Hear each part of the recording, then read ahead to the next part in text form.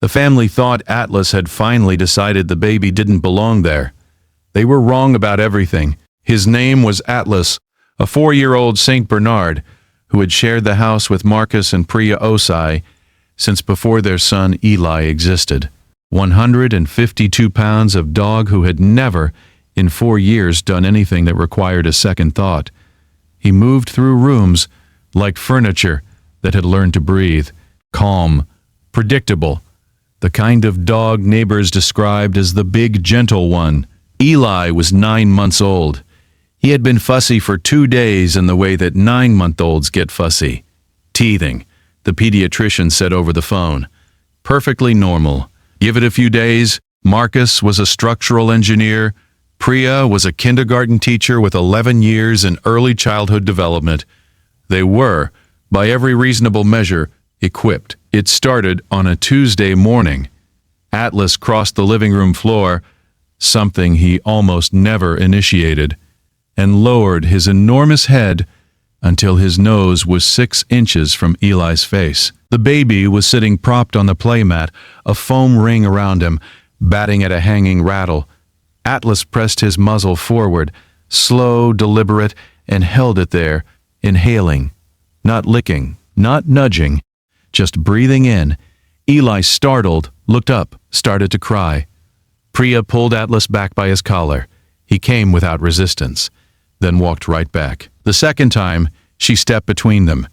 Atlas sat, waited, then moved around her. She felt something she recognized from work, the specific unease of a behavior that doesn't fit any category you already have.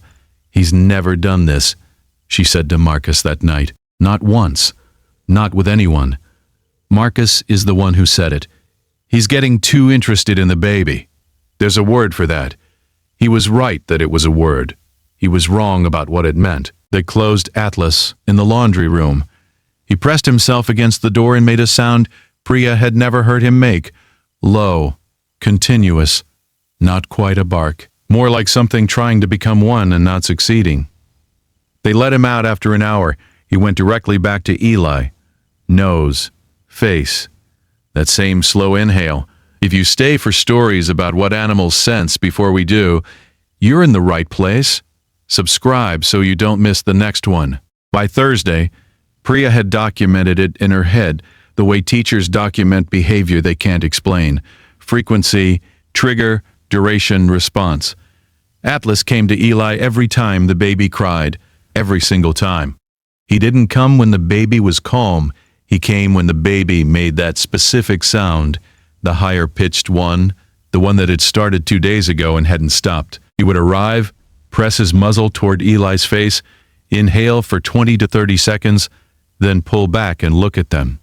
Directly, flat on, like he was waiting for something. Marcus's mother visited Thursday evening. She watched for about 4 minutes and said, "That dog should not be doing that near an infant." She said it with the confidence of someone who had raised 3 children and 2 dogs and had strong opinions about both. Priya nodded. She agreed she had the training to agree. Friday morning, they called the boarding facility. Atlas went in the car without drama, which was the thing Priya thought about later. He got in. He sat. He watched the house disappear through the rear window and didn't make a sound, which was somehow worse than if he had. Eli's crying changed that afternoon. Not more, not less. Different. The quality of it shifted in a way Priya couldn't immediately name. She had spent 11 years listening to children cry, cataloging the variations. This one sat slightly wrong. She picked him up. His skin was damp. Not feverish, she checked. Just wrong in a way that didn't have a clinical name she could immediately reach for. She called the pediatrician again. The nurse said, teething can cause. She took him to urgent care at 6 p.m. Has your dog ever done something that made no sense until it was the only thing that made sense? Tell us in the comments. These stories deserve to be heard. Eli's sodium level was 124 millimoles per liter. Normal is 135 to 145. At 124, an infant's brain begins to swell. The attending physician, Dr. Renata Solis, pediatric emergency medicine, said the word hyponatremia with the careful enunciation of someone delivering news that has weight. She said Eli had likely been in a slow metabolic decline for 3 to 4 days.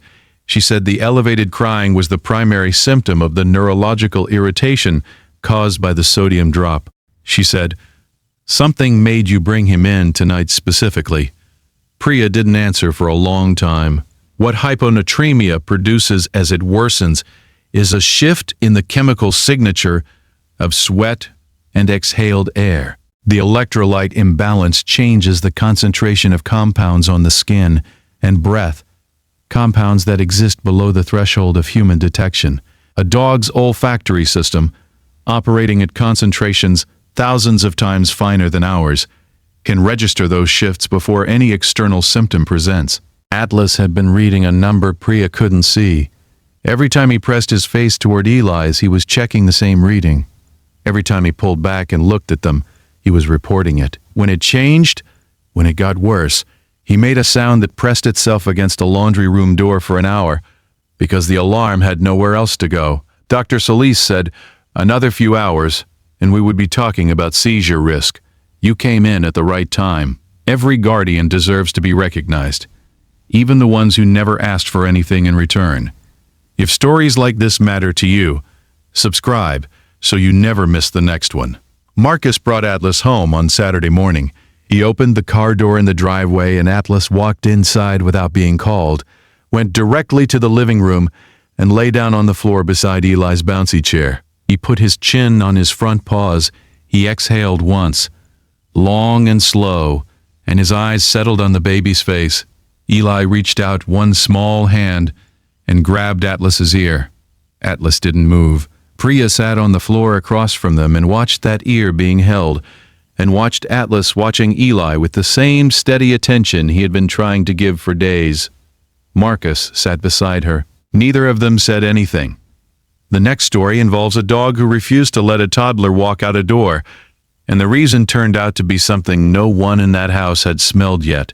Atlas lay on the floor beside Eli's chair all morning, ears tracking every small sound the baby made, eyes open, chin level on the carpet, the same enormous patient animal he had always been, still watching, still reading, still doing the job nobody hired him for.